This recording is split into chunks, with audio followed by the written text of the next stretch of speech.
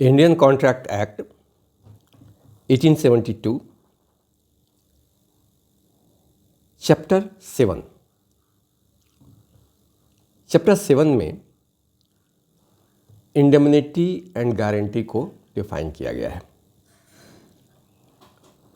तो चलिए पहले इंडेमनिटी एंड गारंटी का एक कंसेप्ट समझते हैं। कंसेप्ट समझने के बाद फिर हर सेक्शन में सेक्शन वाइज इसको डील करेंगे, तो फिर सारी बातें स्पष्ट हो जाएगी। सबसे पहले इस इंडेमनिटी एंड गारंटी का कंसेप्ट समझते हैं। दो महत्वपूर्ण कानूनी अवधारणा है इंडेमनिटी एंड गारंटी। दोनों अलग अलग बातें हैं, दोनों का में अंतर है।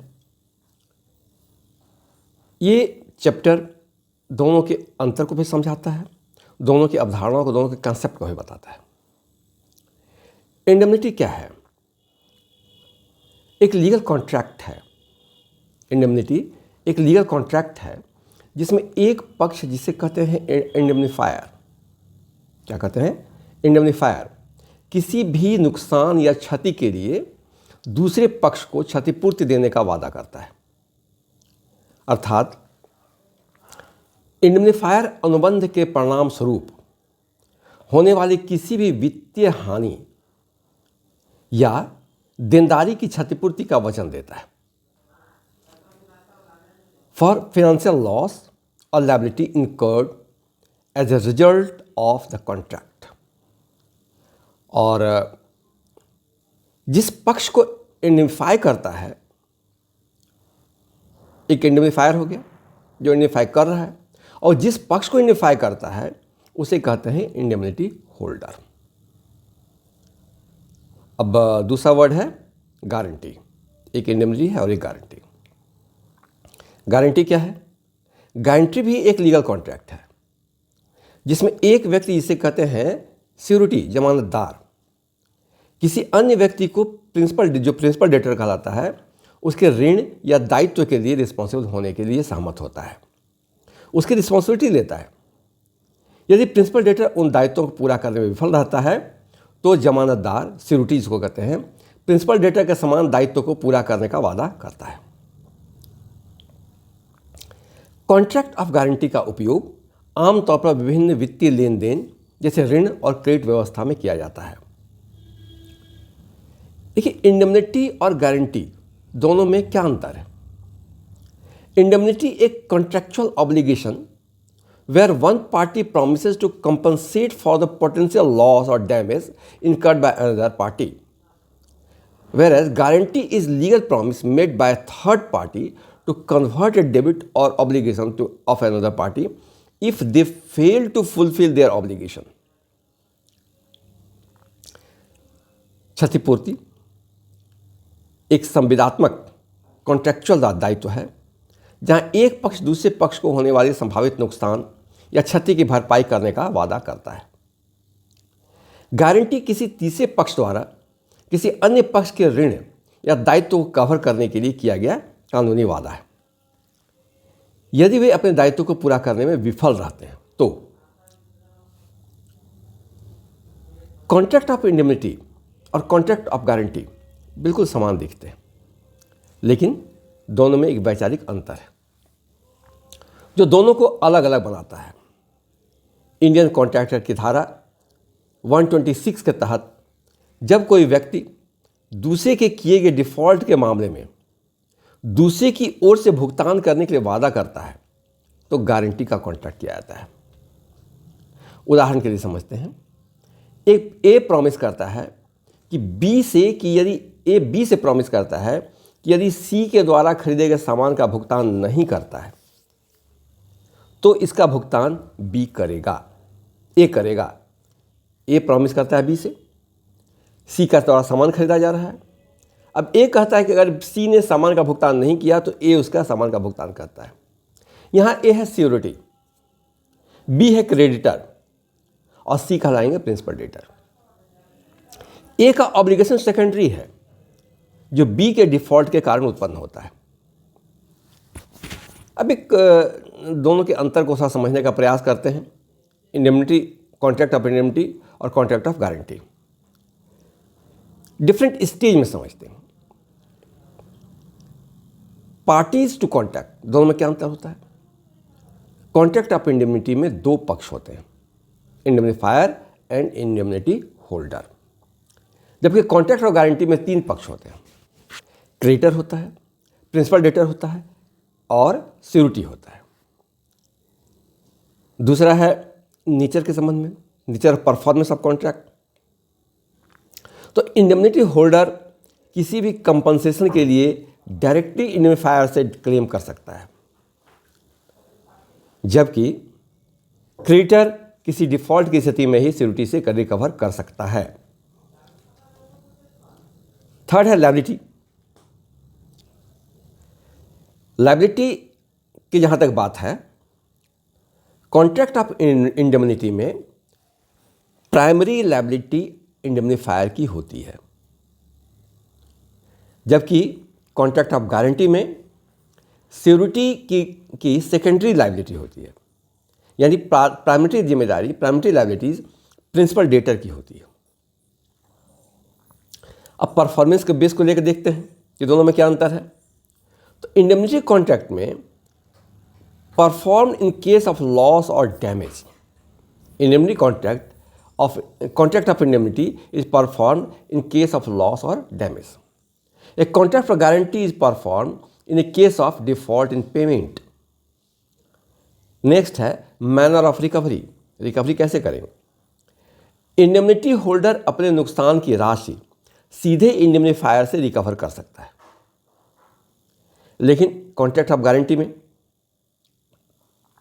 क्रेडिटर डिफॉल्ट के राशि पहले सिक्योरिटी से रिकवर करता है, फिर सिक्योरिटी मुख्य क्रेडिटर के रूप में प्रिंसिपल डेटर से रिकवर करने के लिए एलिजिबल हो जाता है। ए significant court case related to indemnity and guarantee in India is Bank of Bihar versus Damodar प्रसाद, 1969 का केस है, बट लैंडमार्क है। इस केस में ऑनरेबल सुप्रीम कोर्ट ने इंडेमनिटी एंड गारंटी के बीच अंतर स्पष्ट किया। सुप्रीम कोर्ट ने स्पष्ट किया कि इंडेमनिटी कॉन्ट्रैक्ट में इंडेमनिफायर मुख्य रूप से नुकसान के लिए उत्तरदायी होता है, जबकि गारंटी कॉन्ट्रैक्ट में गारंटर्स की सेकेंडरी लायबिलिटी होती है और केवल तब उत्पन्न होती है जब प्रिंसिपल डेटर चूक करता है। अब इसको हम लोग सेक्शन वाइज समझते हैं।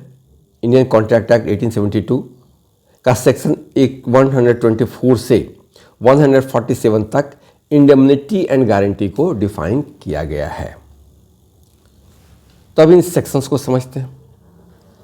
Section 124 definition of indemnity. Section 124 जो है इंडेमनिटी का डिफिनेशन दिया गया है, a contract by which one party promises to save the other from loss और cause to him by the conduct of the promisor himself और by the conduct of any other person is called a contract of indemnity. Section 124 of Indian contract act 1872 contract of indemnity से संबंधित है। यह contract of indemnity को एक ऐसे contract के रूप में परिभाषित करता है जिसके द्वारा एक पक्ष दूसरे पक्ष को किसी ऐसे नुकसान या क्षति के लिए क्षतिपूर्ति करने का वादा करता है जो किसी व्यवहार से उत्पन्न होता है। यह एक ऐसा समझौता है जहां एक पक्ष दूसरे पक्ष को हुए वित्तीय नुकसान की भरपाई करने के लिए सहमत होता है। यानी कॉन्ट्रैक्ट ऑफ इंडेमनिटी में क्षतिपूर्ति प्रदान करने वाला पक्ष, जिसे इंडेमनिफायर कहते हैं, दूसरे पक्ष यानी इंडेमनिटी होल्डर को संभावित नुकसान की भरपाई करने के लिए सहमत होता है। इस प्रकार सेक्शन 124 कॉन्ट्रैक्ट ऑफ इंडेमनिटी से संबंधित मूलभूत सिद्धांत को बताता है। सेक्शन 124 को उदाहरण से समझते हैं। ए 2000 रुपए का सामान प्रतिमाह बी को देने का प्रॉमिस करता है। अब सी आता है और वादा करता है कि यदि ए बी को सामान डिलीवर नहीं करता है तो इससे हुए नुकसान की भरपाई सी करेगा। तो यहां सी इंडेमनिफायर कहलाएगा, बी कहलाएगा इंडेमनिटी होल्डर। एक दूसरा उदाहरण से समझते हैं। व्हीकल इंश्योरेंस होता है, सभी जानते हैं, हर गाड़ी का इंश्योरेंस करवाना पड़ता है। जब भी हम लोग गाड़ी खरीदते हैं सबसे पहले इंश्योरेंस करवाना पड़ता है, तभी आप उसको सड़क पर यूज़ कर सकते हैं, ला सकते हैं। तो व्हीकल इंश्योरेंस जब करवाते हैं तो इंश्योरेंस कंपनी और व्हीकल ओनर के बीच, इंश्योरेंस कंपनी और व्हीकल ओनर के बीच एक कॉन्ट्रैक्ट होता है कि एक्सीडेंट के केस में इंश्योरेंस कंपनी किसी परिणाम की सुरक्षा करेगा। अगर किसी ढंग का व्हीकल का इंश्योरेंस हो जाता है, एक्सीडेंट हो जाता है, तो वैसी स्थिति में जो भी लॉस होगा, जो भी नुकसान होगा, उसकी भरपाई इंश्योरेंस कंपनी करेगा। तो यहां इंश्योरेंस कंपनी कहलाएगा indemnifier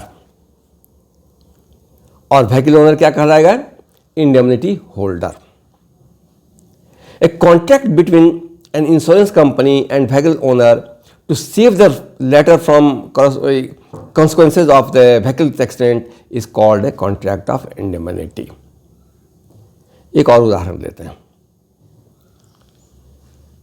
A contracts to indemnify B against the consequences of any proceeding which C may take against B. A indemnify करता है B को, अगर C किसी भी ढंग का प्रोसीडिंग करता है उसके अगेंस्ट में, तो इससे हुए परिणाम के लिए उसकी भरपाई करने के लिए वो तैयार है। तो ये कॉन्ट्रैक्ट भी कहलाएगा कॉन्ट्रैक्ट ऑफ इंडेमनिटी। अब जानते हैं कि कॉन्ट्रैक्ट ऑफ इंडेमनिटी है तो कुछ एसेंशियल एलिमेंट्स उसके होंगे, कुछ ना कुछ तो लॉ उसमें प्रोवाइड किया गया है कि इसके आधार पर कह सकते हैं कि ये कॉन्ट्रैक्ट इंडेमनिटी कॉन्ट्रैक्ट है। यानी इंडेमनिटी कॉन्ट्रैक्ट का को लीगली इन्फोर्सेबल होने के लिए कुछ उसके एसेंशियल एलिमेंट्स होते हैं। चूंकि कॉन्ट्रैक्ट ऑफ इंडेमनिटी एक फॉर्म ऑफ कॉन्ट्रैक्ट है, इसे इंडियन कॉन्ट्रैक्ट एक्ट की धारा 10 सेक्शन 10 के तहत निर्दिष्ट वैलिड कॉन्ट्रैक्ट की सभी शर्तों को पूरा करना होगा, तभी वह कॉन्ट्रैक्ट वैलिड कहलाएगा, कॉन्ट्रैक्ट ऑफ इंडेमनिटी वैलिड कहलाएगा। सेक्शन 10 के अनुसार एक कॉन्ट्रैक्ट को वैलिड तभी माना जाता है जब वह कुछ शर्तें पूरा करता है। वो क्या क्या शर्तें हैं? सेक्शन 10 को हम लोग पढ़ भी चुके हैं। It must be made with free consent, पक्षों के स्वतंत्र सहमति से की गई हो। There must be an offer and acceptance of that offer, offer होना चाहिए और उस ऑफर की स्वीकृति होनी चाहिए। This must become a promise to do और नॉट टू डू समथिंग, यानी कुछ करने या कुछ नहीं करने का वादा होना चाहिए। This promise must be made on a lawful object, फिर है कि प्रॉमिस का ऑब्जेक्ट लॉफुल होना चाहिए। This promise must be made under lawful consideration. It must fulfil a legal obligation और the contracting party must be competent to contract. अब कौन से पार्टी कंपिटेंट टू कॉन्ट्रैक्ट होंगे? सेक्शन 11 डिफाइन करता है, क्या है उसमें? Must be 18 years of age और एबव, माइनर नहीं होना चाहिए। Must be of sound mind, sound mind का होना चाहिए। Must not be of discharge involve,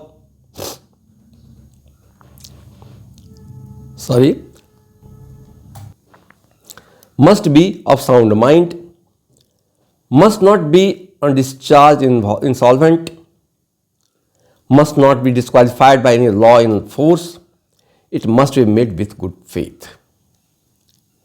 इतना ये कंडीशंस के बाद वो व्यक्ति कॉन्ट्रैक्ट करने के लिए कंपिटेंट होगा और कॉन्ट्रैक्ट करने के लिए कंपिटेंट व्यक्ति ही कॉन्ट्रैक्ट ऑफ इंडेमनिटी कर सकता है। इसके अतिरिक्त इंडेमनिटी कॉन्ट्रैक्ट में लॉ ऑफ कॉन्ट्रैक्ट के अन्य सामान्य प्रावधान भी लागू होंगे।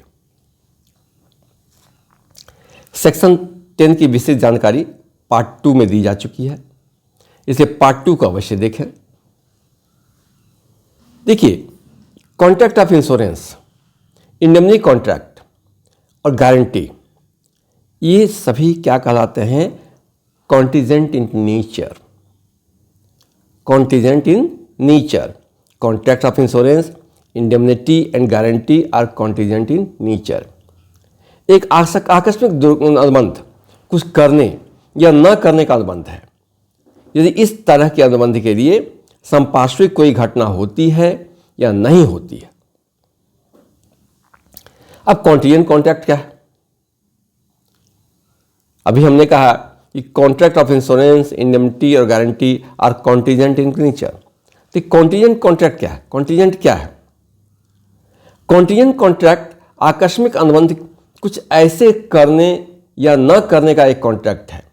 यह इंडियन कॉन्ट्रैक्ट एक्ट सेक्शन 31 से 36 में दिया गया है।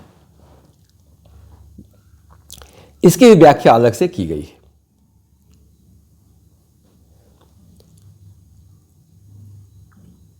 इसीलिए इस पर दोबारा चर्चा करना नहीं चाहूँगा। इसका विस्तृत जानकारी आप पार्ट 3 में जाकर देख सकते हैं। इंडेमनिटी कॉन्ट्रैक्ट का नेचर तो कॉन्टीजेंट है, कॉन्ट्रैक्ट का ही है, लेकिन फिर भी इंडेमनिटी कॉन्ट्रैक्ट और कॉन्टीजेंट कॉन्ट्रैक्ट में अंतर है। इंडेमनिटी कॉन्ट्रैक्ट का नेचर कॉन्टीजेंट कॉन्ट्रैक्ट है, लेकिन दोनों में डिफरेंस है। क्या डिफरेंस है? इंडेमनिटी कॉन्ट्रैक्ट व्यापक नहीं है, जबकि कॉन्टीजेंट कॉन्ट्रैक्ट व्यापक है। इंडेमनिटी कॉन्ट्रैक्ट सिर्फ किसी व्यक्ति के कारण हुए नुकसान की भरपाई करता है, इसकी सीमा है लॉस कॉज्ड बाय पर्सन, जबकि कॉन्टीजेंट कॉन्ट्रैक्ट जो है नेचुरल कारणों से भी हुई क्षति का भी भरपाई करता है। भूकंप है, किसी भी की बात हो गई, कुछ हो गया, डिजास्टर है, तो जो कॉन्टीजेंट कॉन्ट्रैक्ट है वो उसको भी भरपाई भी करता है। Loss caused by humanity is covered under section 124 of Indian contract act, defined as indemnity contract, whereas loss caused by human agency as well as non-human agency like food, flood, fire, etc.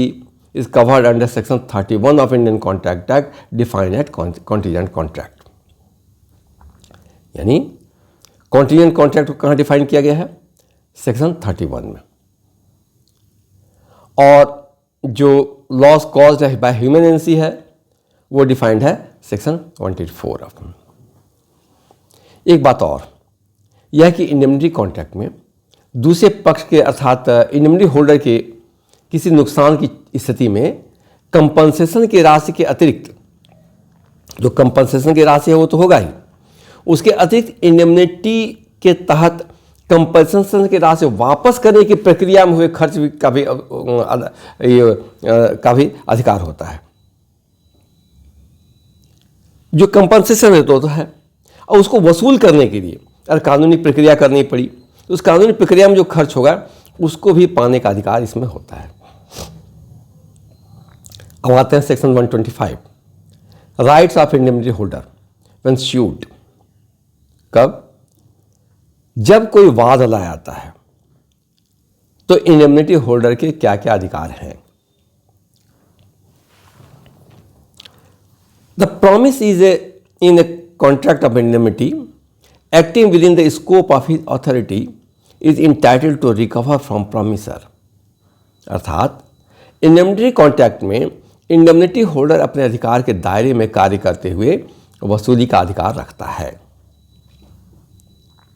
अब क्या क्या वसूली कर सकता है? अगर उसको loss होता है तो किस प्रकार का वसूली कर सकता है? तो right to recover all damage which he may be compelled to pay in any suit in respect of any matter to which the promise of indemnity applies। क्षतिपूर्ति का अधिकार जबकि इंडेमनिटी होल्डर पर कोई वाद लाया जाता है, केस होता है, इंडेमनिटी होल्डर इंडेमनिफायर से वो सभी डैमेज को रिकवर करने का अधिकार रखता है जो उस वाद में भुगतान करने के लिए बाध्य किया जाता है। इंडेमनिटी होल्डर को वो सभी नुकसान के वसूली का हकदार है जो मुकदमे में भुगतान करने के लिए मजबूर किया जाता है। नेक्स्ट है right to recover all cost which he may be compelled to pay in any such suit if in bringing और defending it he didn't contravene the orders of the promisor and acted as it would have been prudent for him to act in absence of any contract of indemnity, or if the promisor authorized him to bring or defend the suit. क्या कहता है? किसी वाद को लाने में जो cost लगता है, जो खर्च हो रहा है, या किसी वाद को डिफेंड करने में जो कॉस्ट लग रहा है, मैं केस करने में अगर उसको वसूलने के लिए केस करना पड़ा तो जो कॉस्ट लग रहा है, या किसी ने केस किया तो उसको डिफेंड करने में जो कॉस्ट लग रहा है, इंडेमनिटी होल्डर वो सभी खर्चे इंडेमनिफायर से वसूल कर सकता है. Right all sums which he may have paid under the terms of any compromise of any such suit, if compromise was not contrary to the order of the promisor and was one which it would have been prudent for promise to make in absence of any contract of indemnity, or if the promisor authorized him to compromise the suit. मान लीजिए indemnity holder पर कोई suit file हो गया और वह suit compromise हो गया, जिसके तहत इंडेमनिटी होल्डर दूसरे पक्ष को जो भी रकम भुगतान करता है उस कंप्रोमाइज के टर्म्स के तहत, तो वह सभी खर्चे इंडेमनिफायर से वसूल कर सकता है.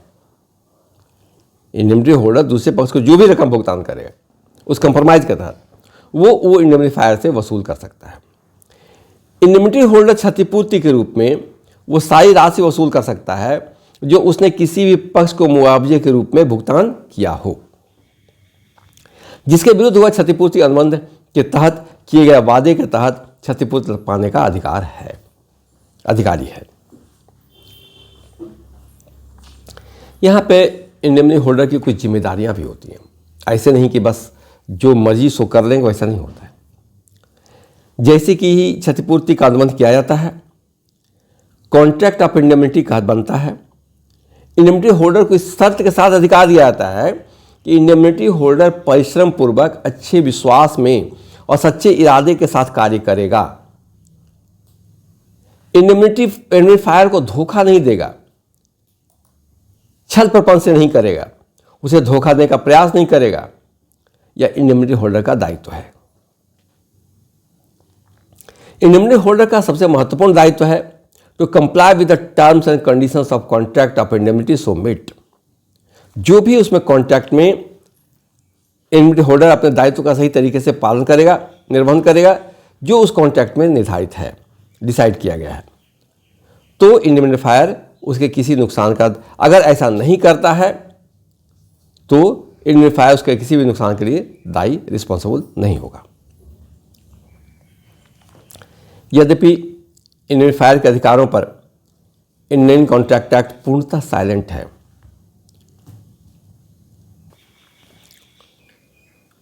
लेकिन इंडेमनिफायर का भी कुछ राइट्स होता है जो कुछ जुडिशियल जजमेंट से समझाया जा सकता है, कोर्ट के निर्णय से भी समझा जा सकता है. पहली बार इंडेमनिफायर के अधिकारों को 1965 में Jaswant Singh versus the state के केस में डिस्कस किया गया. न्यायालय ने माना कि कॉन्ट्रैक्ट ऑफ इंडेमनिटी के इंडेमनिफायर का अधिकार ठीक उसी प्रकार होता है जिस प्रकार कॉन्ट्रैक्ट ऑफ गारंटी में श्योरिटी का होता है.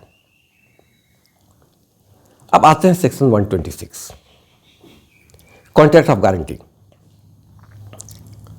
Surety, principal debtor and creditor. Contract of guarantee is a contract to perform the promise or discharge the liability of the third person in case of his default. 126 section में contract of guarantee defined है, surety defined है और principal debtor and creditor को define किया गया. सबसे पहले contract of guarantee को देखते हैं. कॉन्ट्रैक्ट ऑफ गारंटी किसी तीसरे व्यक्ति के डिफॉल्ट के मामले में उसके वादे को पूरा करने या दायित्व का निर्वहन करने का एक अनुबंध है, एक कॉन्ट्रैक्ट है. उदाहरण लेते हैं. ए एक दुकान में जाता है और दुकानदार से कहता है कि आप बी को सामान दे दो इसके भुगतान अगर बी नहीं करता है तो इसका भुगतान ए करेगा, ए करने का वादा करता है। यदि भुगतान बी नहीं करता है तो यहां ए भुगतान की गारंटी लेता है, यह कॉन्ट्रैक्ट ऑफ गारंटी है। सामान्य व्यवहार में कहा जाता है कि मैं इसकी गारंटी लेता हूं। बैंक में भी गारंटी एक बहुत ही प्रचलित शब्द है। बी बैंक से लोन लेता है, बैंक कहता है कि भाई गारंटर दो, ए तैयार हो जाता है, ए कहता है कि मैं इसकी गारंटी लेने के लिए तैयार हूं। तो यहां ए और बैंक के बीच कॉन्ट्रैक्ट होता है, उसे कहते हैं contract of guarantee. Contract of guarantee में 3 पक्ष होते हैं। पहला पक्ष कहलाता है श्योरिटी। जो दो व्यक्ति गारंटी देता है उसे श्योरिटी कहते हैं। से ए कहता है कि मैं इसकी गारंटी लेता हूं, ए बैंक को कहता है कि गारंटी मैं लेता हूं इस लोन की, तो ए कहलाएगा श्योरिटी। दूसरा पक्ष होता है प्रिंसिपल डेटर। वह व्यक्ति जिसके डिफॉल्ट के संबंध में गारंटी दी गई, माने जिसने लोन लिया, जिसका डिफॉल्ट हो जाने पर गारंटी दिया गया, वह कहलाता है प्रिंसिपल डेटर। बी बैंक से लोन लेता है तो बी कहलाएगा प्रिंसिपल डेटर, ए उसकी गारंटी लेता है, ए कहलाएगा गारंटर, श्योरिटी। तीसरा पक्ष होता है क्रेडिटर। जिस व्यक्ति को गारंटी दी जाती है, जिसने लोन दिया, बैंक यहां गारंटर, बैंक ने लोन दिया तो ए ने बैंक को गारंटी दी। तो जिस व्यक्ति ने गारंटी दी, जिस व्यक्ति को गारंटी दी जाती है, जिस पर्सन को गारंटी दी जाती है, बैंक भी तो एक गारंटी पर्सन है, एंटिटी है, उसे क्रेडिटर कहा जाता है, ऋणदाता कहा जाता है। बैंक जो लोन देता है वह कहलाता है क्रेडिटर।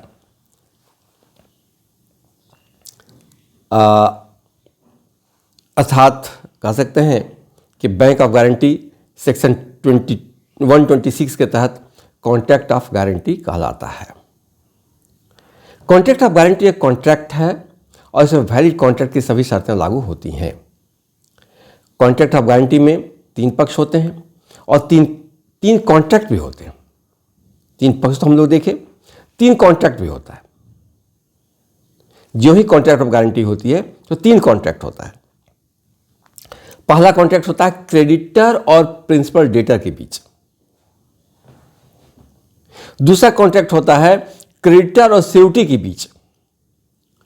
और तीसरा कॉन्ट्रैक्ट होता है श्योरिटी और प्रिंसिपल डेटर के बीच। इसमें पहला जो 2 कॉन्ट्रैक्ट है,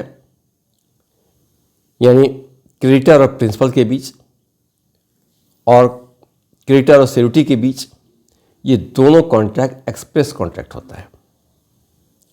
लेकिन तीसरा कॉन्ट्रैक्ट अर्थात श्योरिटी जो होता है, श्योरिटी और प्रिंसिपल डेटर के बीच का जो कॉन्ट्रैक्ट होता है वो इम्प्लाइड कॉन्ट्रैक्ट होता है। अलग से उसके लिए कोई कॉन्ट्रैक्ट नहीं बनाना पड़ता है।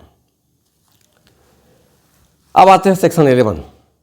सेक्शन 11 के प्रावधान के अनुसार कॉन्ट्रैक्ट ऑफ गारंटी के पक्षकार भी कंपिटेंट टू कॉन्ट्रैक्ट होने चाहिए। सेक्शन 11 रिलेवेंट हो जाता है हर जगह पे।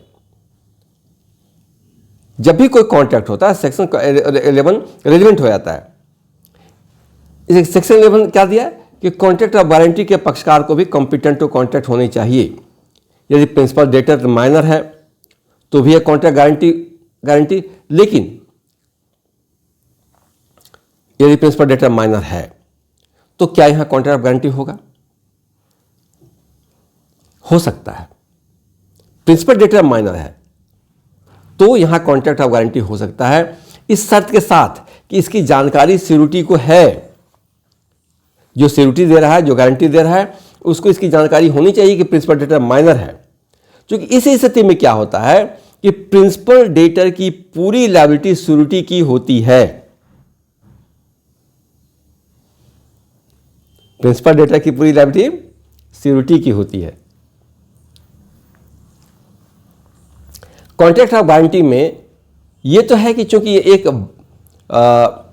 वैलिड कॉन्ट्रैक्ट है, इसलिए सेक्शन 142 के तहत guarantee obtained by misrepresentation invalid.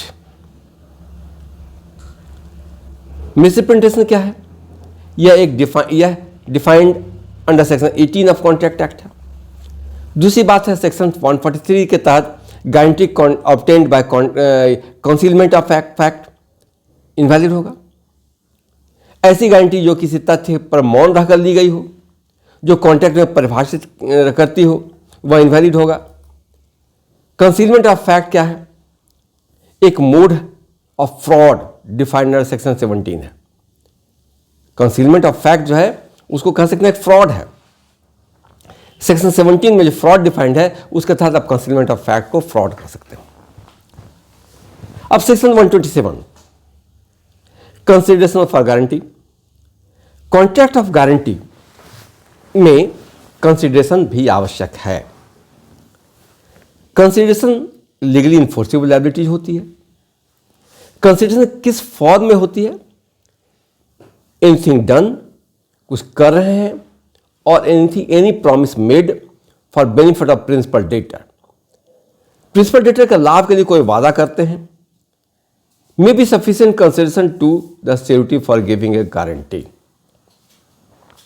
मतलब यह है कि गारंटी के लिए सफिशिएंट कंसिडरेशन हो सकता है।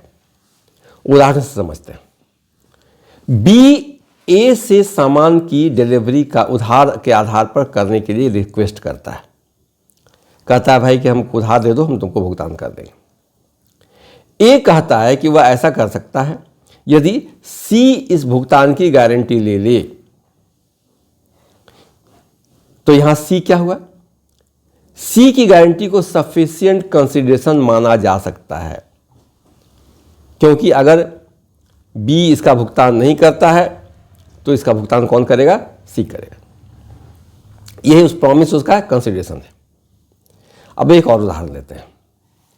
ए सामान की डिलीवरी उधार के आधार पर बी को कर देता है, ठीक है।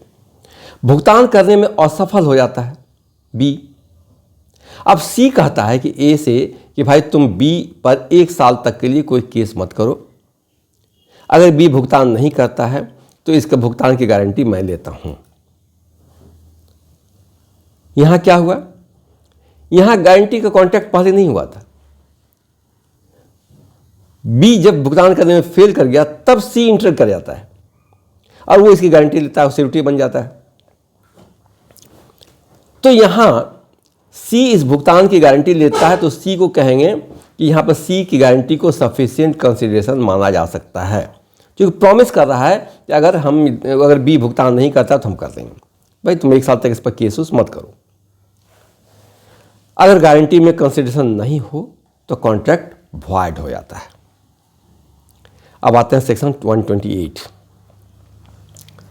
128 में सिक्योरिटी के लायबिलिटीज को बताया गया है। हर जगह पर अधिकार है तो कर्तव्य भी है। को एक्सटेंसिव कहा जाता है। को एक्सटेंसिव कहा जाता है, मीन्स उसके राइट्स एंड लायबिलिटीज को को एक्सटेंसिव कहा जाता है। The liabilities of security is coextensive with that of principal debtor unless it is otherwise provided by contract. जितनी लायबिलिटी प्रिंसिपल डेटर की होती है उतनी ही लायबिलिटी सिक्योरिटी की भी होती है, लेकिन सिक्योरिटी के दायित्व को सीमित किया जा सकता है। कॉन्ट्रैक्ट में यह मेंशन किया जा सकता है कि सिक्योरिटी कितने अमाउंट की गारंटी लेता है। यह हो सकता है कि सिक्योरिटी पूरे लोन का अमाउंट की गारंटी ले ले, या फिर यह कह सकता है कि यह लोन की एक पार्ट की गारंटी लेता है। जब लोन के किसी पार्ट की गारंटी लेता है तो उसकी जिम्मेदारी उसी सीमा तक होती है जहां तक कि वो गारंटी लेता है। इस प्रकार सिक्योरिटी अपने लायबिलिटी को सीमित कर सकता है। कैसे? By giving guarantee for the entire debts subject to limit of fixed sum और by giving guarantee for a part of entire debts. अब coextensive with liability of principal debtor का क्या मतलब हुआ? कि अगर प्रिंसिपल डेटर के liability को घटाया जाता है, रिड्यूस होता है, तो सिक्योरिटी का लायबिलिटी भी घट जाता है। मान लीजिए कि ए किसी बैंक से 5 लाख रुपए उधार लेता है, लोन लेता है। बी उस लोन को में गारंटर है। ए किसी भी प्रकार 2 लाख रुपए का भुगतान कर देता है। अब शेष राशि भुगतान नहीं कर पाता है शेष राशि कितनी बच गई? 3 लाख रुपए। तो सिक्योरिटी की सीमा भी घटकर बचे हुई राशि तक रह जाएगी, 3 लाख तक रह जाएगी। ऐसा नहीं कि उसकी गारंटी की सीमा 5 लाख रह जाएगी, क्योंकि 2 लाख रुपए भुगतान हो चुका है। एक दूसरा उदाहरण देते हैं कि जब सिक्योरिटी की पूरी जिम्मेदारी होगी, पूरी जिम्मेदारी सिक्योरिटी की होगी, कब होगी? A guarantee to B the payment of bill of exchange by C the acceptor, bill the bill is dishonoured by C. तो इस स्थिति में ए बिल के अमाउंट के अतिरिक्त सभी इंटरेस्ट और चार्ज के भुगतान के लिए जिम्मेदार होगा। नारायण सिंह वर्सेस चटर सिंह, इस केस में ऑनरेबल राजस्थान हाईकोर्ट ने लायबिलिटी ऑफ सिक्योरिटी को coextensive with that of principal debtor के सिद्धांत को माना है। कुछ ऐसी परिस्थितियां भी होती हैं जब प्रिंसिपल डेटर पूरी तरह से मुक्त कर दिया जाता है और पूरी जिम्मेदारी सिक्योरिटी की हो जाती है। Principal debtor becomes incompetent to contract. ऐसी स्थिति में क्या होता है कि जब principal debtor becomes incompetent to contract, फिर जब प्रिंसिपल डेटर दिवालिया घोषित कर दिया जाता है, इस सब स्थिति में क्या होता है कि वो उसकी कंपिटेंसी प्रिंसिपल डेटर की खत्म हो जाती है, इनवैलिड हो जाता है। जब ऋण टाइम बार्ड हो जाता है, टाइम बार्ड कब होता है? 3 साल के बाद टाइम बार्ड हो जाता है। जब एक्ट्स और debts are ultra vires, acts और डेब्ट्स आर अल्ट्रा वायरस, इन कंडीशंस में सिक्योरिटी की जिम्मेदारी पूरी हो जाती है। पूरा का पूरा जिम्मेदारी सिक्योरिटी का हो जाएगा, क्योंकि प्रिंसिपल डेटर इनकम्पिटेंट हो गया टू कॉन्ट्रैक्ट। अब आते हैं सेक्शन 129। ये कहता है कंटिन्यूइंग गारंटी। कंटिन्यूइंग गारंटी क्या होता है? एक तो एक किसी भी कॉन्ट्रैक्ट के लिए गारंटी देना, एक कंटिन्यू गारंटी कंटिन्यू करता है, वर्ड से मतलब कंटिन्यू करता है guarantee. A guarantee which extends to a series of transaction, एक ट्रांजेक्शन कर हुआ, सिंगल ट्रांजेक्शन नहीं हुआ, series of transaction is called a continuing guarantee. अब सीरीज ऑफ ट्रांजेक्शन कैसे होगा? उदाहरण ले लिए, बी के पास कई रेसिडेंशियल मकान हैं जिसका वो रेंट कलेक्ट करना चाहता है। अब ए कहता है बी से कि भाई तुम सी को रेंट कलेक्टर के रूप में अपॉइंट कर लो। यदि तुम ऐसा कर लेते हो तो मैं गारंटी देता हूं कि 5,000 रुपये प्रति माह रेंट कलेक्शन होगा। इसकी गारंटी मैं देता हूं कि तुमको सी जो है 5,000 रुपये प्रति माह रेंट कलेक्ट करके देगा। तो ये कहलाएगा कंटिन्यूइंग गारंटी। क्यों? क्योंकि यहां एक मंथ में एक ट्रांजेक्शन में वो कॉन्ट्रैक्ट खत्म नहीं हो जाता है, बार बार उसका इफेक्ट होता है, हर मंथ इसका इफेक्ट होगा। यहां यह समझना जरूरी है कि कंटिन्यूइंग गारंटी में किसी एक ट्रांजेक्शन पर गारंटी नहीं देता है, बल्कि लगातार होने वाले ट्रांजेक्शन पर गारंटी देता है। अब हम जानते हैं रिवोकेशन ऑफ कंटिन्यूइंग गारंटी। भाई कंटिन्यूइंग गारंटी तो दे दिया, अब कभी ऐसी परिस्थिति हो सकती है कि उसको रिवोक करना पड़े, दोनों के बीच में कहीं मतभेदता हो जाए और रिवोक करने की स्थिति आ जाए, तो इसका भी प्रावधान कॉन्ट्रैक्ट में, एक्ट में है। ऐसा नहीं है कि हमने एक बार कंटिन्यूइंग गारंटी दे दिया तो आजीवन उसका गारंटी हम लिए हुए हैं, उसको रिवोक किया जा सकता है। ये रिवोकेशन को डिफाइन किया गया सेक्शन 130 से 131 में। 130 और सेक्शन 131 में रिवोकेशन ऑफ कंटिन्यूइंग गारंटी को डिफाइन किया गया है। सेक्शन 130 क्या कहता है? Revocation of continuing guarantee, a continuing guarantee may at any time be revoked by the security as to future transaction. देखिए, जो ट्रांजेक्शन हो गया उसके लिए नहीं कर सकता है रिवोक, उसकी जिम्मेदारी उसकी रहेगी। फ्यूचर ट्रांजेक्शन के लिए रिवोक किया जा सकता है बाय नोटिस टू क्रेडिटर। कैसे किया जा सकता है? क्रेडिटर को नोटिस दे करके। अगर कंटिन्यू गारंटी को रिवोक करना है तो इसकी सूचना क्रेडिटर को देकर भविष्य में होने वाले ट्रांजैक्शन की गारंटी को रिवोक किया जा सकता है। जो ट्रांजैक्शन हो चुका है उसकी गारंटी को रिवोक नहीं किया जा सकता है।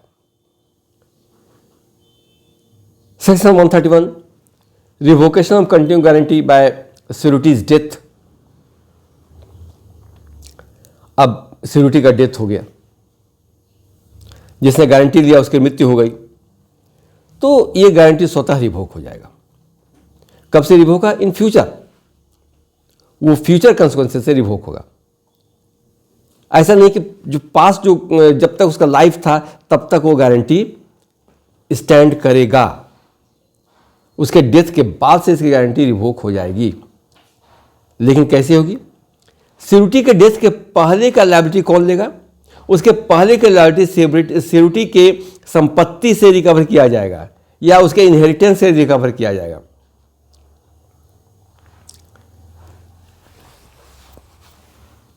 अर्थात ऐसे कह सकते हैं कि रिवोकेशन ऑफ कंटिन्यू गारंटी दो प्रकार से हो सकता है।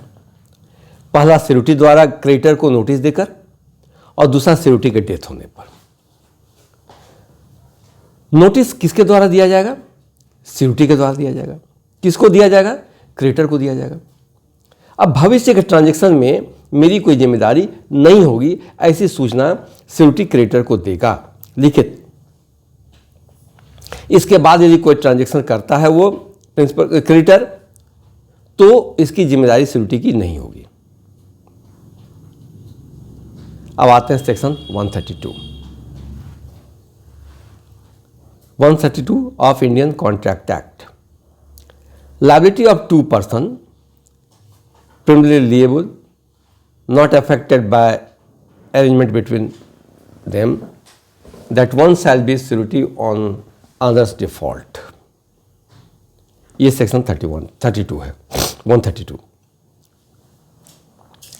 जबकि दो व्यक्ति किसी दायित्व को अपने ऊपर लेने की किसी तृतीय पक्ष से संविदा करते हैं, और वे दोनों एक दूसरे के साथ भी यह संविदा करते हैं कि एक डिफॉल्ट पर ही दूसरा दायी होगा।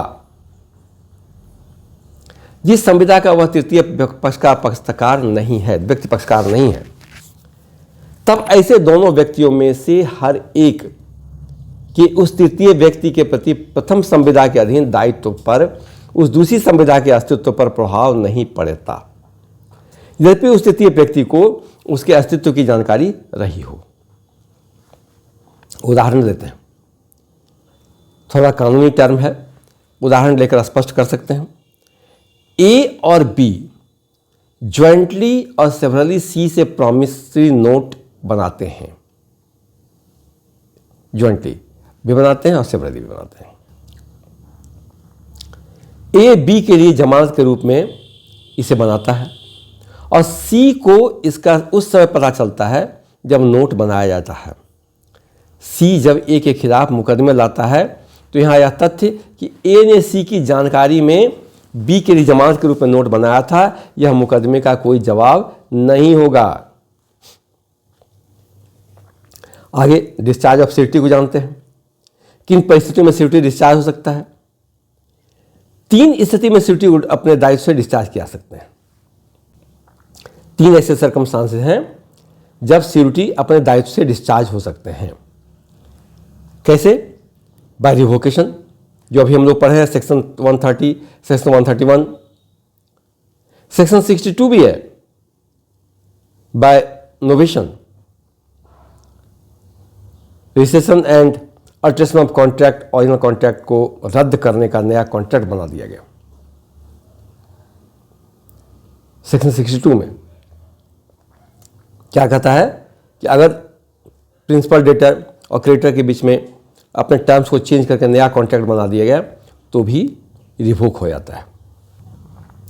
इस सेक्शन को पहले पढ़ चुके हैं, जहां रिवोकेशन ऑफ कॉन्ट्रैक्ट को बताया गया है।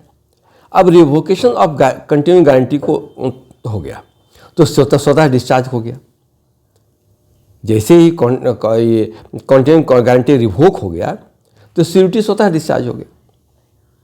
तो सिक्योरिटी के डिस्चार्ज का ये ये पहली स्थिति है कि अगर रिवोकेशन हो गया, कॉन्ट्रैक्ट रिवोक कर गया, तो वैसी स्थिति में ये सिक्योरिटी डिस्चार्ज हो गया। अब दूसरा कारण देखते हैं जब सिक्योरिटी डिस्चार्ज हो सकते हैं। By conduct of creditors, by conduct of creditors. Conduct of creditors section 133, 134, 135, 139, 141 ये कॉन्ट्रैक्ट एक्ट का सेक्शंस है। इसमें कंडक्ट ऑफ क्रेडिटर्स को डिफाइन किया गया है, जिसके तहत सिक्योरिटी डिस्चार्ज हो जाते हैं। सेक्शन 133 क्या है? Discharge of security bye variance in terms of contract.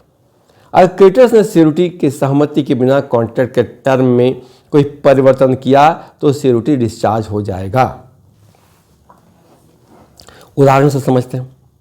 A becomes security to C for B's conduct as manager in C's bank. Afterward B and C contract without A's consent that B salary shall be raised. उसकी salary बढ़ा दी गई ए के consent के बगैर। तब क्या होता है? और इसके आधार पर एक चीज और कॉन्ट्रैक्ट कर दिया गया कि A that B shall be liable for 1/4 of losses on overdraft. B allow a customer to overdraft and the bank loses a sum of money. A discharged from his receivership by variance made without his consent and is not liable to make any loss. Section 134 क्या है? Discharge of security by release or discharge of principal debtor. अरे भाई, जब principal debtor को आप release कर देंगे तो सिक्योरिटी भी डिस्चार्ज हो जाएगा। अगर क्रेडिटर प्रिंसिपल डेटर को डिस्चार्ज कर देता है तो सिक्योरिटी डिस्चार्ज हो जाएगा। Section 135 discharge of security when creditors compounds with give time to और agree not to sue principal debtor. यदि क्रेडिटर समझौता कर लेता है, प्रिंसिपल डेटर के खिलाफ कोई केस नहीं करने के लिए सहमत हो जाता है, तो सिक्योरिटी डिस्चार्ज हो जाएगा। सेक्शन 139 क्या कहता है? कॉन्ट्रैक्ट के शर्तों के विरुद्ध क्रेडिटर्स के किसी गलत व्यवहार से भी सिक्योरिटी डिस्चार्ज हो जाएगा। Section 141 securities right to benefit of creditors securities. Security को प्रिंसिपल डेटर के विरुद्ध वो सभी अधिकार होते हैं जो क्रेडिटर को होता है। यदि क्रेडिटर लूजेस द सिक्योरिटी तो सिक्योरिटी डिस्चार्ज हो जाएगा। इनवैलिडेशन ऑफ गारंटी, गारंटी के अवैध होने पर भी सिक्योरिटी डिस्चार्ज हो जाएगा। सेक्शन 142 गारंटी बाय मिसरिप्रेजेंटेशन, इस आधार पर अवैध हो जाता है। सिक्योरिटी कब अवैध होगा, कब इनवैलिड मान रहा है, वॉइड हो जाएगा? जब गारंटी बाय मिसरिप्रेजेंटेशन हुआ हो। सेक्शन 143 गारंटी बाय कंसीलमेंट हुआ हो। सेक्शन 144 को security not joint guarantee upon a contract that creditor shall not act upon it until को सिक्योरिटी हैज ज्वाइंट इट। यहां दो सिक्योरिटी है। एक ने कहा कि अगर दूसरा सिक्योरिटी बी ज्वाइन करेगा तभी मेरी सिक्योरिटी मान्य होगी। तो ये सब कंडीशंस है इसमें, जिसमें गारंटी इनवैलिडेशन हो जाता है। Section 127 failure of consideration when it is against public policy. दोनों स्थिति में अगर कंसिडरेशन फेल कर गया या कॉन्ट्रैक्ट ऐसा है जो पब्लिक पॉलिसी के अगेंस्ट है तो सिक्योरिटी डिस्चार्ज होगा। सेक्शन 136 से 138 तक में बताया गया है सिक्योरिटी कब डिस्चार्ज नहीं होता है। कुछ ऐसी भी स्थितियां होती हैं जब सिक्योरिटी डिस्चार्ज नहीं हो सकता है। सिक्योरिटी सेक्शन 136 लेते हैं। Security not discharge when agreement made with third person to give time to principal debtor. अगर किसी थर्ड पर्सन के साथ ऐसा एग्रीमेंट किया जाता है जिससे प्रिंसिपल डेटर को समय दिया जाता है, तो इससे सिक्योरिटी डिस्चार्ज नहीं होगा। लेकिन अगर क्रेडिटर सीधे प्रिंसिपल डेटर को समय देता है तो सिक्योरिटी डिस्चार्ज हो जाएगा। अगर कोई थर्ड पर्सन के सिक्योरिटी पर देता है तो डिस्चार्ज नहीं होगा, लेकिन अगर क्रेडिटर स्वतः उसको समय दे देता है तो सिक्योरिटी डिस्चार्ज हो जाएगा। Section 137, creditor forbearance to sue does not discharge security. Creditor ने प्रिंसिपल डेटर को कहता है कि अभी केस फाइल मत करना भाई, थोड़ा वेट कर लो, तो इससे सिक्योरिटी डिस्चार्ज नहीं होगा। सेक्शन 138, रिलीज ऑफ को security does not discharge others. देखिए, ए और बी दो गारंटर हैं, दोनों गारंटर को सिक्योरिटी हो गए। अब क्रेडिटर ने क्या किया, किसी एक सिक्योरिटी को डिस्चार्ज कर दिया, तो भी वह सिक्योरिटी डिस्चार्ज हो जाएगा। लेकिन दूसरे गारंटर की ओर से वह डिस्चार्ज नहीं समझा जाएगा। वो क्रेडिटर की ओर से डिस्चार्ज हो जाएगा, बस दूसरा गारंटर की ओर से डिस्चार्ज नहीं होगा। और तब क्या इस स्थिति में क्या होगा कि फर्स्ट वन जिसको डिस्चार्ज नहीं किया गया है can claim contribution from released को सिक्योरिटी। जो को सिक्योरिटी रिलीज कर दिया गया है क्रेडिटर के द्वारा, सिक्योरिटी डिस्चार्ज कर दिया जाता है, उससे जो सिक्योरिटी डिस्चार्ज नहीं किया गया वो उसका कंट्रीब्यूशन को क्लेम कर सकता है। अब जानते हैं राइट्स ऑफ सिक्योरिटी। लायबिलिटीज है, राइट्स भी होगा। सिक्योरिटी के कुछ अधिकार होते हैं।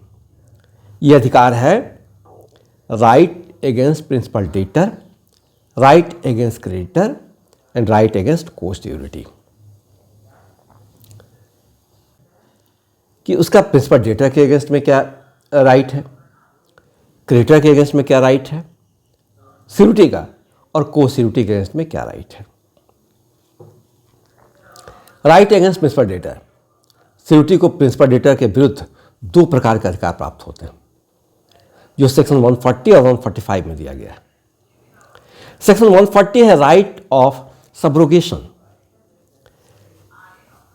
सेक्शन 140 क्या है, right of security on payment और परफॉर्मेंस।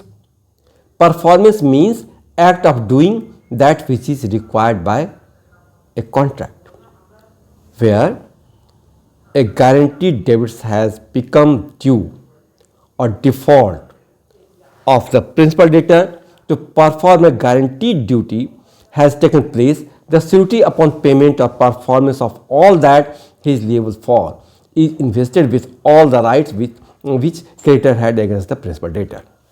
जहाँ guaranteed debts सो कहते हैं प्रत्याभूत ऋण ड्यू हो जा गया हो या प्रिंसिपल डेटर डिफॉल्ट कर जाता है और सिक्योरिटी प्रिंसिपल डेटर की तरफ से क्रेडिटर के सभी दायित्व का भुगतान कर देता है, तो क्या होता है, सिक्योरिटी प्रिंसिपल डेटर के अगेंस्ट में उन सभी अधिकारों को प्राप्त कर लेता है जो क्रेडिटर को था। क्या हुआ कि प्रिंसिपल डेटर डिफॉल्ट कर गया। अब सिक्योरिटी ने क्या किया कि प्रिंसिपल डेटर के तरफ से क्रेडिटर के सभी दायित्व का भुगतान कर दिया। तो प्रिंसिपल डेटर के अगेंस्ट में सिक्योरिटी उन सभी अधिकारों को प्राप्त कर लेता है जो क्रेडिटर को था। यानी सिक्योरिटी प्रिंसिपल डेटर के खिलाफ ऋण वसूली के लिए केस कर सकता है और केस करके उसके सारे पैसे उसे वसूल सकता है। अब राइट टू इंडेमनिटी, क्षतिपूर्ति का अधिकार। क्षतिपूर्ति का अधिकार क्या है, सेक्शन 145 में है, implied promise to indemnify security. Contract of guarantee में प्रिंसिपल डेटर के द्वारा सिक्योरिटी को क्षतिपूर्ति देने का इम्प्लाइड प्रॉमिस होता है और सिक्योरिटी प्रिंसिपल डेटर से वह राशि वसूलने का हकदार है जो उसने गारंटी के तहत उचित रूप से भुगतान की है। उदाहरण से समझते हैं, बी सी से ऋण लेता है और सी और ए उस ऋण का सिक्योरिटी है। सी ए से भुगतान मांगता है, ए भुगतान करने से मना कर देता है, तो सी ऋण की वसूली के लिए ए के खिलाफ केस कर देता है। ए वाद को डिफेंड करता है, न्यायालय के द्वारा ए ऋण की राशि भुगतान करने के लिए बाध्य होता है। तो यहां ए भुगतान की गई राशि बी से रिकवर करने का अधिकार रखता है। अब है राइट अगेंस्ट क्रेडिटर। ये क्या चीज था? Rights against principal debtor. अब है right against creditor. Right to securities. Indian contract act का सेक्शन 141 क्रेडिटर्स द्वारा रखी गई प्रतिभूति सिक्योरिटीज पर सिक्योरिटी के अधिकार को कवर करता है।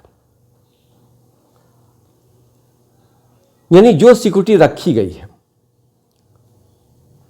अगर वो डिफॉल्ट कर जाता है प्रिंसिपल डेटर, तो जो सिक्योरिटी में है, जो कोलैटरल डिपॉजिट किया गया है, उस पर अधिकार सिक्योरिटी का हो जाता है। दूसरी बात है सेक्शन 141 में, security right to benefit of creditor securities. Security is entitled to the benefit of every security. एक सिक्योरिटी प्रत्येक सुरक्षा के लाभ का भी हकदार होता है। which the creditors has against the principal debtor at the time when contract of securityship is entered into। जिस समय में कॉन्ट्रैक्ट किया गया क्रेडिटर और प्रिंसिपल डेटर के बीच में, उसमें जो सिक्योरिटी डिपॉजिट किया गया, तो उस सिक्योरिटी पर क्या होता है? क्रेडिटर का राइट बनता है till realisation of loan amount. अब जो सिक्योरिटी, जब इसको जो है ये सिक्योरिटी उस सारे अमाउंट को पेमेंट कर देता है, लोन अमाउंट को पेमेंट क्रेडिटर को कर देता है, तो जो सिक्योरिटी डिपॉजिट है उस सिक्योरिटी का अधिकार अब किसका बन जाता है? जो सिक्योरिटी डिपॉजिट है उसका अधिकार सिक्योरिटी का बन जाता है, गारंटर का बन जाता है। कोई भी चीज, एक प्रॉपर्टी मॉर्गेज करके लोन लिया गया, बैंक ने लोन दिया ए को, बी गारंटर है, ए डिफॉल्ट कर गया, बी ने उसके डिफॉल्ट होने पर बैंक को सारा अमाउंट पेमेंट कर दिया। तो जो सिक्योरिटी, जो भी प्रॉपर्टी बैंक के पास मॉर्गेज था, वो सारे प्रॉपर्टी को अब सेल आउट करने का अधिकार किसको मिल जाएगा? सिक्योरिटी को मिल जाएगा, चाहे इसकी जानकारी सिक्योरिटी को हो या ना हो। यानी हो सकता है कि डिपॉजिट जो दिया गया बैंक ने लिया और इसके क्या क्या सिक्योरिटी लिया गया इसकी जानकारी सिक्योरिटी को नहीं थी, लेकिन जब वो पेमेंट सिक्योरिटी कर रहा है तो उस प्रॉपर्टी को, उस सिक्योरिटी को प्राप्त करने का अधिकार पूर्णतः सिक्योरिटी का हो जाता है, यानी उस पर अधिकार सिक्योरिटी का हो जाता है। चाहे जमानतकर्ता को ऐसी सुरक्षा के अस्तित्व के बारे में कुछ पता हो या नहीं हो। And if the creditor loses or without the consent of the security parts with such security, the security is discharged to the extent of the value of the security। यदि लेनदार ऐसी सुरक्षा खो देता है या जमानतदार की सहमति के बिना भाग ले लेता है, तो जमानतकर्ता को सुरक्षा के मूल्य की सीमा तक मुक्त कर दिया जाता है।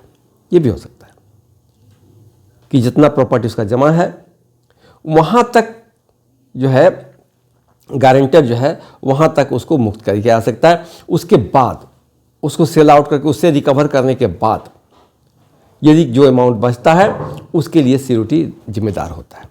दो तरह से हो गया। दो तरह से क्या बात हुई कि अगर फिर से समझते हैं इसको कि ए ने बैंक से लोन लिया, बी उसका गारंटर बना, ए ने बैंक में सिक्योरिटी डिपॉजिट दिया, कुछ प्रॉपर्टी हो सकता है, लैंड हो सकता है, मकान हो सकता है, कुछ फिक्स डिपॉजिट हो सकता है, कुछ भी जो चीज़ वो बैंक में सिक्योरिटी दिया, उस सिक्योरिटी का अधिकार किसको होता है? वो मॉर्गेज हो गया और उसका अधिकार हो जाता है बैंक को। इन केस ऑफ डिफॉल्ट बैंक का अधिकार क्या होता है? उस सारे सिक्योरिटी पर बैंक का अधिकार हो जाता है जो डिपॉजिट वहां किया गया। अब अगर फेल कर गया, फेल करने के बाद सिक्योरिटी जो गारंटर है वो क्या करता है कि सारा अमाउंट जो ड्यूज है बैंक का वो पेमेंट कर देता है। तो जितना कोलेट्रल वहां जमा किया गया, कोई प्रॉपर्टी जमा की गया है, कोई फिक्स डिपॉजिट जमा किया, वो सारे का अधिकार सिक्योरिटी गारंटर का हो जाता है। सारे का अधिकार गारंटर का हो जाता है। तो ऐसी स्थिति में क्या होता है? सारे प्रॉपर्टी को गारंटर सिक्योरिटी जो है वो अपने कब्जे में ले सकता है, उस पर पूरा अधिकार कर सकता है। दूसरी स्थिति यह है कि वो जितना प्रॉपर्टी जमा है वहां पे उसको सेल आउट करके जो कंसिडरेशन प्राप्त होता है उसको बैंक क्या करता है? उसको एडजस्ट करता है, मैंने वहां से माइनस कर देता है।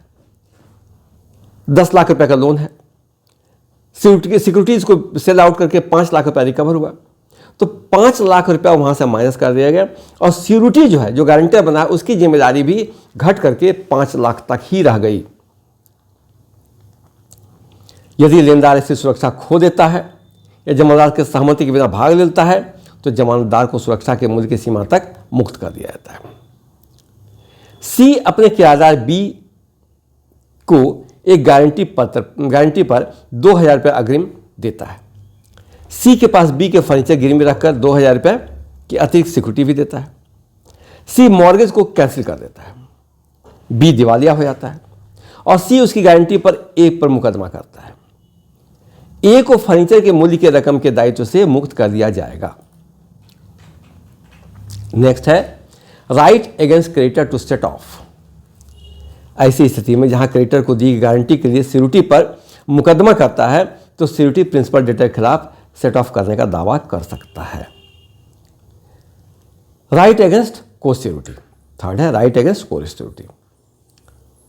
The right of security are not limited to just creditor and the principal debtor. वहीं तक उसकी सीमा नहीं है कि क्रेडिटर और प्रिंसिपल डेटर तक उसकी सीमा उसके अधिकार की है, but whom he is in direct dealing with, but against the co-security with whom he may not be directly concerned. जो co-security है उसके साथ तो उसका डायरेक्ट कंसर्न नहीं है, फिर भी उसके प्रति भी उसका अधिकार बनता है with a consent of guarantee. These rights are covered under section 138, 146 and 147 of Indian Contract Act. Security का अधिकार केवल क्रेडिटर्स और प्रिंसिपल डेटर तक ही सीमित नहीं है, बल्कि उन को सिक्योरिटीज के खिलाफ भी हैं जिनके साथ वह सीधे गारंटी के अनुबंध में जुड़ा हुआ नहीं रह सकता है। ये अधिकार धारा 138, 146 एंड 147 के अंतर आते हैं। अब 138 क्या है? Right to releasing a security. Section 138 के तहत प्रावधान है कि को सिक्योरिटी में एक को अगर डिस्चार्ज कर दिया जाता है तो इससे दूसरा डिस्चार्ज नहीं समझा जाएगा। अर्थात को सिक्योरिटी में से एक को डिस्चार्ज होने का अधिकार है तो जो क्रेडिटर की विल पर निर्भर करता है, यानी क्रेडिटर चाहे तो को सिक्योरिटी में एक को डिस्चार्ज कर सकता है। राइट टू कंट्रीब्यूशन क्या है? 146, 147 के तहत सिक्योरिटी को अधिकार है कि वह को सिक्योरिटी को भी बराबर जिम्मेदारी निभाने के लिए कह सकता है, कंपेल कर सकता है कानून के तहत। 146 क्या है सेक्शन? को security liable to contribute equally, समान रूप से योगदान करने के लिए उत्तरदायी है। वेयर 2 और more persons are co securities for same debits और ड्यूटी आइदर ज्वाइंटली और severally and whether under the same और different contract and whether with or without the knowledge of each other, the co-security in absence of any contact to the contrary are liable as between themselves to pay each on equal share of the whole debts or of that of part of in which remains unpaid by the principal debtor. जहां दो या दो से अधिक व्यक्ति एक ही ऋण के लिए को सिक्योरिटीज हैं, आपस में प्रत्येक को पूरे ऋण का एक समान हिस्सा या उसके उस हिस्से का भुगतान करने को उत्तरदायी थे। उदाहरण से समझते हैं। ए, बी और सी तीनों ई को उधार दिए गए 1000 रुपये की राशि के लिए डी के सिक्योरिटीज हैं। डी ने उधार दिया ई को, ए, बी और सी तीनों उसका सिक्योरिटी बने। ए, बी और सी के बीच एक कॉन्ट्रैक्ट है कि ए को 1/4 की कीमत की सीमा तक भुगतान करना होगा, बी को 1/4 और सी आधे के लिए जिम्मेदार होगा। ई जो है भुगतान में चूक कर जाता है, डिफॉल्ट हो जाता है। अब सभी जमानतदारों के बीच ए 250 रुपये 1/4 में, बी का 1/4 250 रुपये और सी का आधा हिस्सा 500 रुपये का भुगतान करने के लिए उत्तरदायी होगा। ठीक है। Next section 147, liability of co securities bound in different sums. Co securities who are bound in different sums are liable to pay equally as far as the limits of their respective obligations permit. जो को-सिक्योरिटीज हैं वे अपने संबंधित दायित्वों की सीमा के अनुसार समान रूप से भुगतान करने के लिए उत्तरदायी हैं। इस प्रकार आज के इस सेशन में इंडेमनिटी और गारंटी को पूरी तरह से अच्छी तरह समझ पाए, जो सेक्शन 124 से कहाँ तक है, 124 से 147 तक, 124 से 147 तक डिफाइन किया गया है इंडेमनिटी और कॉन्ट्रैक्ट को। बहुत ही इंपॉर्टेंट सब्जेक्ट है, ये चैप्टर है इंडेमनिटी और कॉन्ट्रैक्ट एंड गारंटी। अब अगले चैप्टर के लिए फिर हमें थैंक यू।